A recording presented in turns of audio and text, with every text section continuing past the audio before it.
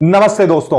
H1B visa पर $1 लाख की fees और ट्रंप का नया गोल्ड वीजा कार्ड, ये कदम भारतीय आईटी इंडस्ट्री और लाखों युवाओं के सपनों पर क्या असर डालेगा, आज करेंगे चर्चा इसी पर।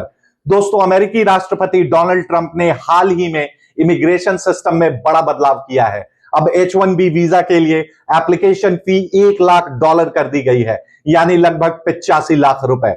साथ ही एक नया वीजा प्रोग्राम लॉन्च किया है, ट्रंप गोल्ड कार्ड। कंपनियां अब अगर अपने आईटी कर्मचारी को भेजना चाहें, यूएस भेजना चाहें, तो उन्हें $2 मिलियन प्रति कर्मचारी खर्च करना होगा। मतलब साफ है, अमेरिका अब सिर्फ पैसे वालों का स्वागत करेगा। सोचिए, बेंगलुरु में एक टैलेंटेड इंजीनियर राहुल, जिसकी कंपनी उसे H1B वीजा पर अमेरिका भेजने वाली थी, पहले उसकी कंपनी को $20 से $25,000 का खर्च आता था, लेकिन अब $1 लाख यानी लगभग 85 से 87 लाख रुपए देने पड़ेंगे। कंपनी तुरंत फैसला करेगी।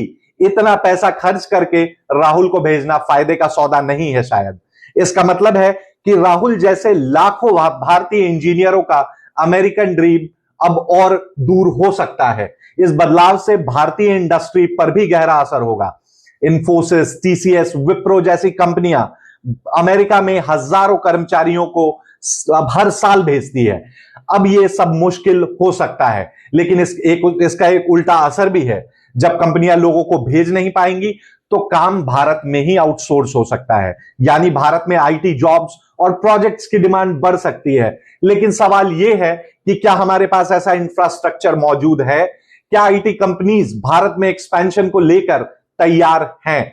ट्रंप का यह कदम दुनिया को साफ मैसेज देता है, स्किल्ड लोग अगर मिडिल क्लास हैं तो आपके लिए शायद दरवाजे बंद हैं, लेकिन अगर आप अरबपति हैं, आप पैसे वाले हैं, तो अमेरिका आपके लिए रेड कारपेट बिछा कर देगा। अमेरिका अब लैंड ऑफ अपॉर्चुनिटी नहीं, बल्कि लैंड ऑफ रिच बनता जा रहा है। ऐसा तो दोस्तों, सवाल यह है कि क्या यह कदम भारत के लिए चुनौती है या अवसर, नया अवसर? हो सकता है अमेरिका के दरवाजे कठिन हो, लेकिन इससे भारत में टैलेंट नहीं रुकेगा और हमारी आईटी इंडस्ट्री शायद और मजबूत बनेगी। आपका क्या मानना है? क्या यह बदलाव भारतीय युवाओं का सपना तोड़ेगा या भारत को और मजबूत बनाएगा? अपनी राय कमेंट में जरूर लिखें। मिलते हैं अगले वीडियो में। जय हिंद।